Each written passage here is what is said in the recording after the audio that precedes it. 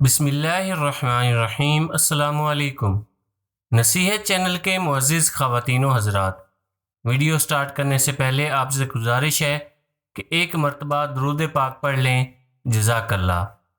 یہ کئی سال پہلے کی بات ہے، جب لڑکپن تھا، جب اچھائی اور برائی میں فرق سمجھ میں نہیں آتا تھا، رات رات بھر گلیوں میں آوارہ گردی کرتے رہنا، بری صحبتوں کے برے آثار کردار پہ نمایاں تھے۔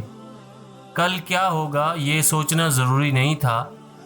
آج اور صرف آج کی باتیں، زندگی کھل کے جیو کے نعرے لگاتے ہم دوستوں کا ٹولہ ایک درزی کی دکان پہ دیر رات خوش گپیوں میں مشغول تھا۔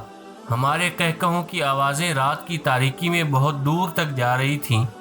اتنی میں ایک شخص ہمارے پاس آ کے بیٹھ گیا۔ ہم میں سے کوئی اسے نہیں پہچانتا تھا۔ اس کی شکل پہ نور تھا، یقیناً کوئی نیک انسان ہی تھا۔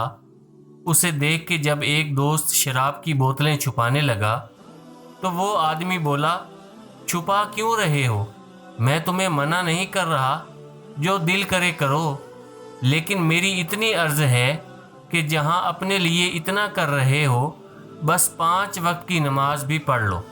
وہ چلا گیا۔ اس کے جانے کے بعد سب پھر سے اپنی اپنی ہانکنا شروع ہوئے۔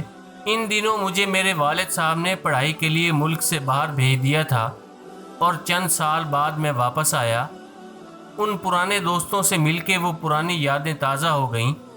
مجھے سارے دوست نظر آئے، پر ایک دوست کی کمی تھی۔ میں نے اس کے بارے میں دریافت کیا تو سب ایک دوسرے کا منہ دیکھنے لگے۔ میرے بار بار اصرار پر وہ مجھے ساتھ لیے ایک مسجد کے دروازے تک لے کے گئے۔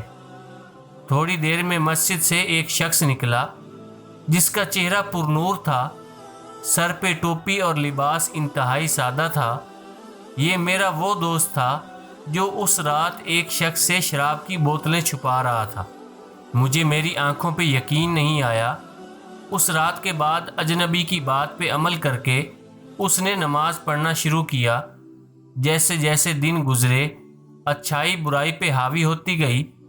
دن رات شراب پینے والا سچے دل سے نمازی بن گیا۔ آج میں جینے والے کو کل کی فکر ہونے لگی۔ وہ جھومنا، وہ ناچنا کیسے سجدوں میں بدلا، نہ اسے پتہ چلا، نہ ہی کوئی اور محسوس کر پایا۔ اتنے عرصے بعد اسے دیکھ کے مجھے وہ اجنبی لگا، پر اس اجنبی میں اتنی کشش تھی کہ میری آنکھیں نم ہو گئیں۔ میرے نہایت ہی محترم و قابل قدر ناظرین کرام، اس کم فہم و ناعاقبت اندیش بلکہ ہر ایک کا باخدا آزمودہ نسخہ ہے کہ یقیناً نماز برائی اور بے حیائی سے روکتی ہے۔